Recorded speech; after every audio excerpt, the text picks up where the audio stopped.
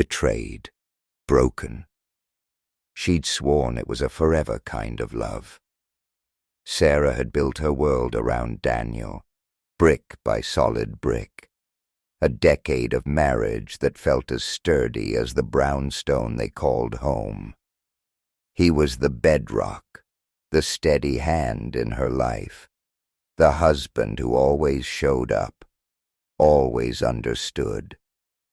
Or so she desperately wanted to believe. Then the text message detonated in her carefully curated reality. A digital tremor from a past she thought she'd successfully buried 6 feet under. Ethan. Just the name alone was enough to send a shiver down her spine. A ghost whispered on the wind. They were a wildfire, Ethan and Sarah, a blaze of reckless passion and stolen moments that threatened to consume everything in their path. Adventure was their oxygen, intensity their language. It had burned white-hot and fast, a supernova that inevitably imploded, leaving behind only stardust and scars. The message landed like a rogue meteor while she was loading the dishwasher. The mundane clatter of plates suddenly deafening against the silence of her carefully constructed life. Simple, almost too casual. Sarah, in NYC for a few days, been ages.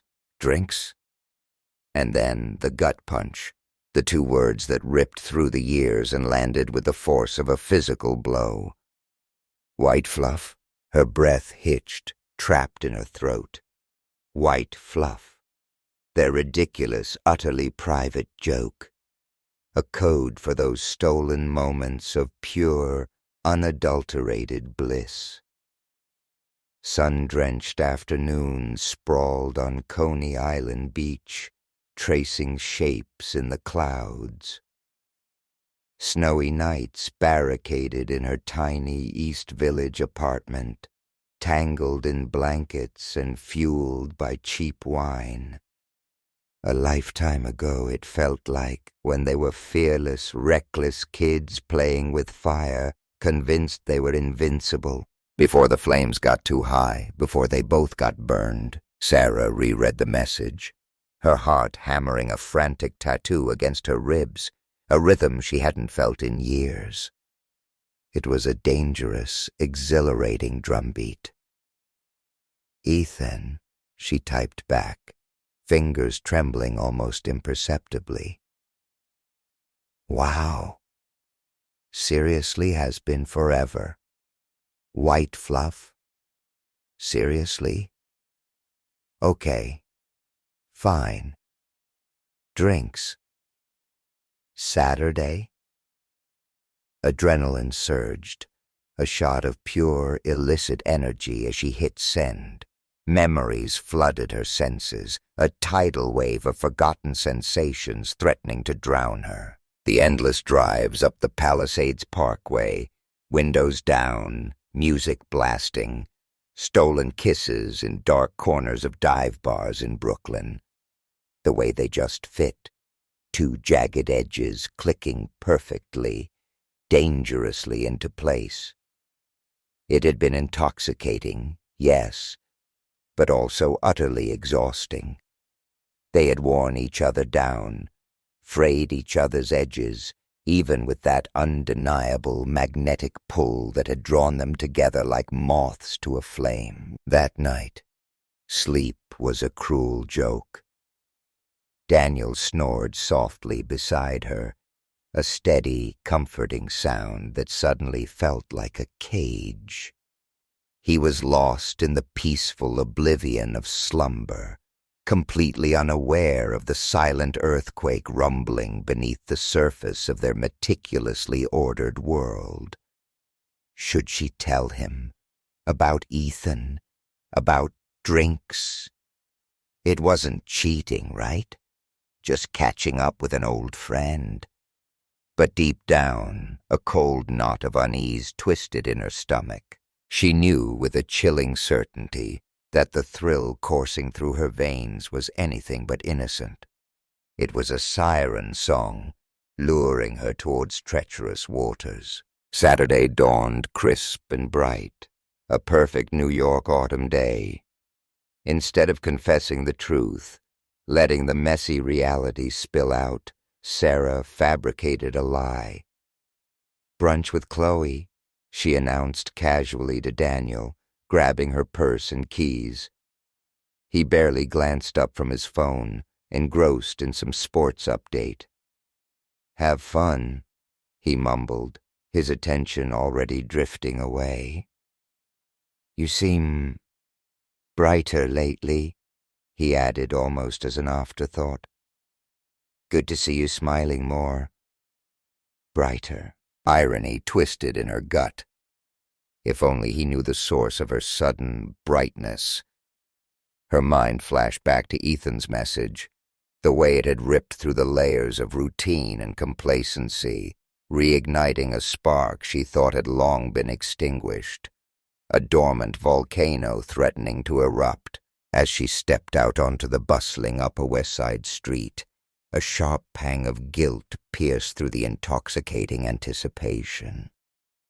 But she pushed it down, buried it deep under layers of rationalization. Brunch with Chloe.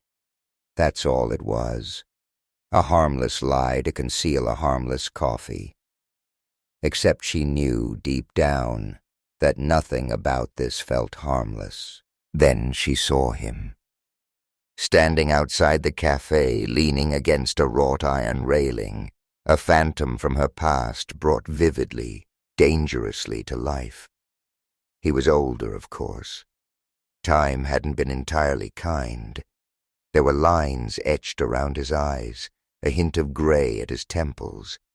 But the smile, that smile, the one that used to make her knees weak and her breath catch in her throat, was still devastatingly potent. It lit up his whole face, chasing away the years and making her heart perform a reckless, unpredictable dance. It was as if no time had passed at all. The decade melted away like snow in spring sunshine. They fell into their old rhythm instantly, a comfortable, almost unsettling familiarity. Laughter bubbled up easily, punctuated by shared glances and inside jokes that no one else would ever understand. They reminisced about their wild, impulsive youth, their voices overlapping, memories tumbling out in a rush. The cross-country road trip in a beat-up convertible, fueled by gas station coffee and youthful recklessness. The time they got hopelessly lost hiking in the Catskills and ended up spending a freezing night huddled together under a thin emergency blanket, shivering, but somehow deliriously happy. The chemistry was still there, undeniable, crackling in the air between them like static electricity, an invisible force field humming with unspoken desires and dangerous possibilities. He reached across the small round table, his hand covering hers, a casual gesture, almost automatic, but the contact sent a jolt of electricity through her, a shock wave that resonated deep within her bones. For a dizzying moment, she was 18 again, reckless and fearless, falling headfirst into that intoxicating, all-consuming connection. Just as quickly, sanity reasserted itself. She pulled her hand away, a jolt of awareness grounding her, pulling her back to the present, to the reality of her life, her marriage. "Daniel, Sarah," he said, his voice dropping to a low, husky murmur, heavy with unspoken meaning. "I've thought about you. A lot. Over the years." She bit her lip, avoiding his gaze, focusing on the swirl of steam rising from her latte.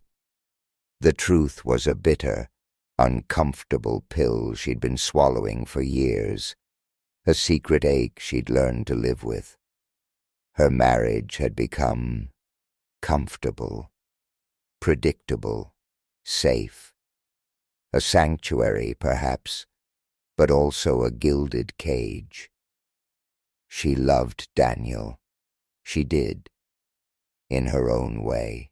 But the fire, the raw, untamed passion that had once burned so brightly, had dwindled to embers, a warm, comforting glow, but no longer a consuming inferno. Here, with Ethan, in this crowded West Village cafe, surrounded by the vibrant pulse of the city, she felt alive again, dangerously, thrillingly alive. But she couldn't. She couldn't. She loved Daniel, didn't she? He leaned closer, bridging the narrow space between them, his eyes searching hers, intense, probing. And then, before she could fully register what was happening, he kissed her. Across the table, in broad daylight, in the middle of a crowded cafe. Brief, tentative at first, a hesitant brush of lips against lips. But then, deepening, hardening, becoming something more, something dangerous, something forbidden. Enough, more than enough to stir the dormant desires, to awaken the sleeping beast within. She didn't cross the line that day. Not physically, but it took every ounce of willpower she possessed to break the contact, to pull back, to gasp for breath, to reclaim some semblance of control. She left the cafe in a daze, a chaotic swirl of exhilaration and guilt churning inside her. The vibrant energy of the city seemed to mock her, a kaleidoscope of noise and color that amplified the turmoil within. All she could see was Ethan's face, feel the phantom sensation of his lips on hers, taste the forbidden fruit of their rekindled connection. Home. She walked through the door of their brownstone apartment, and Daniel was there, solid, reliable, predictable, as always. The stark contrast between the electric charge of her afternoon and the quiet, almost sterile calm of her marriage was jarring, almost sickening. She forced a smile, a breezy, false greeting, but inside, chaos reigned, a storm brewing on the horizon. That night, lying in bed beside Daniel, the familiar weight of his arm draped across her waist felt suddenly oppressive, a shackle rather than a comfort. She couldn't shake the feeling that she was losing control, not just of her emotions, but of her entire, carefully constructed life. She was teetering on the edge of something, a precipice she wasn't sure she wanted to fall from, but couldn't seem to resist. Days bled into weeks, weeks into months. The emotional affair, though unspoken, unacknowledged, continued to fester. A slow burning infection poisoning her from the inside out. No more secret meetings. No more stolen kisses. But Ethan's ghost haunted her thoughts, his words echoing in her mind, his presence a constant phantom weight in her heart. She found herself daydreaming about him, replaying their conversation in her mind, endlessly dissecting every glance, every touch, every word, imagining a different life, a parallel universe where they had somehow made it work, where their fiery connection hadn't burned them both to ashes. Was she settling with Daniel? Was she simply comfortable, complacent? Or was she chasing a phantom, a nostalgic illusion of something that was never truly meant to be? The seductive allure of the forbidden, the intoxicating promise of something new and dangerous. Daniel noticed the subtle shift, the almost imperceptible withdrawal. "You seem distant lately," he said one evening, his brow furrowed with a mixture of concern and confusion as they sat at the dinner table, the silence between them thick and heavy. Sarah deflected, brushed it off as work stress, the usual pressures of city life, a vague, undefined unease. But the guilt gnawed at her, a relentless corrosive acid eating away at her conscience. "It's nothing," she mumbled, avoiding his searching gaze, picking at her food with a forced nonchalance. "Just tired. Long week." Daniel didn't press further, respecting her perceived need for space, but the distance widened, an invisible chasm growing between them, fueled by unspoken secrets and simmering resentments. He sensed something was wrong, a subtle tremor in the foundations of their relationship, a shift in the tectonic plates of their shared life.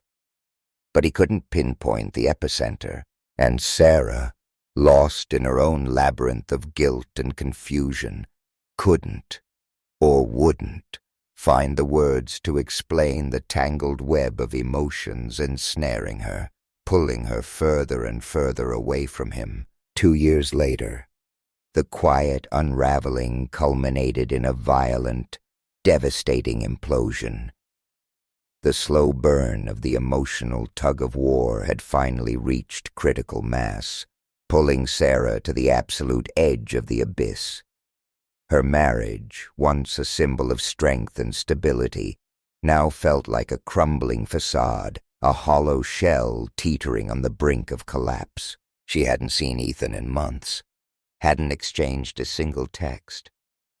But the emotional aftershocks of their brief, seemingly insignificant reunion continued to reverberate through her life, shaking the very foundations of her world, fracturing everything she had once held dear. One night, fueled by too much Cabernet Sauvignon and a dam of pent-up emotions finally shattering, Sarah confessed. Not the whole truth, not the explicit details of the kiss, the lingering desire, the phantom connection, but enough. Enough to unleash the floodgates. She confessed to the emptiness, the disconnect, the soul-crushing feeling that she was living a life that felt increasingly like a performance, a carefully constructed lie. The confession ripped through the fragile peace of their evening like a sonic boom, shattering the silence and unleashing a torrent of raw emotion. They fought, voices escalating, accusations flying like shards of glass. They cried, tears of pain, regret, and a dawning realization of the irreparable damage they had inflicted upon each other. And then they fought some more, circling the same wounds, reopening old scars, tearing at the threads of what was left of their tattered relationship. It was messy, brutal, heartbreakingly inevitable. In the cold, harsh light of dawn, the decision was made. Sarah packed a suitcase, the silence in the apartment amplifying the deafening finality of her actions. She didn't run to Ethan. There was no grand, romantic escape into the arms of her past. The damage was already irreparable. The last 2 years had been a slow, insidious erosion, and now the fire, long smoldering beneath the surface, had finally erupted, consuming everything in its path. Daniel, devastated, adrift in the wreckage of their shattered life, sought solace in the bottom of a bottle, the numbing embrace of alcohol, offering a temporary reprieve from the agonizing reality. Their once perfect life, the life they had painstakingly built together in the heart of the city, crumbled into ashes, scattered like dust in the wind. And soon enough, not just one family, but 2 were irrevocably broken. Sarah's, and the one Ethan had unknowingly, unintentionally helped to dismantle all those years ago, simply by sending a single, deceptively casual text message, "Update." 2 years after Sarah walked out of their brownstone apartment, leaving behind a decade of shared history and shattered dreams, Daniel still carries the weight of the aftermath. He's picked up the pieces, painstakingly reconstructed his life, a fragile mosaic of fractured memories and lingering regrets. But the scars are deep, invisible wounds that throb with a dull, persistent ache, a constant reminder of what he lost. Sarah remarried, found a kind, dependable man, someone safe, predictable, the antithesis of the firestorm that was Ethan. But the spark, the incandescent flame she once craved, the kind that threatened to consume everything in its path, never quite rekindled. Their love story, which had promised to burn so brightly, to illuminate their world with its intensity, ended not in a blaze of glory, but in the quiet, suffocating silence of ashes, a whisper of what might have been, a ghost of a love lost and never truly found. Comments. NYC Sarah. Wow. This hit me like a ton of bricks.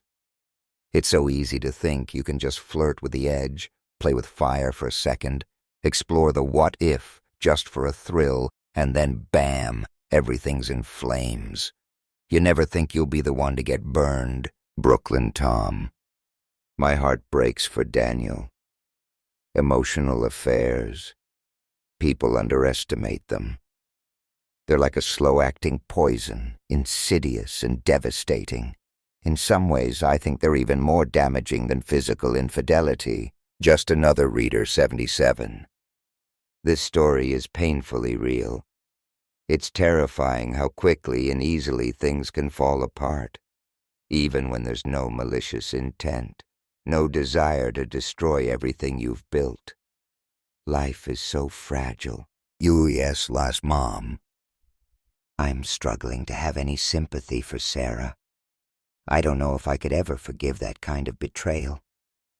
It's not just the kiss. It's the emotional abandonment, the slow, quiet dismantling of her marriage from the inside out. She checked out emotionally long before she physically walked away. Subscribe if you're brave enough to face the truth.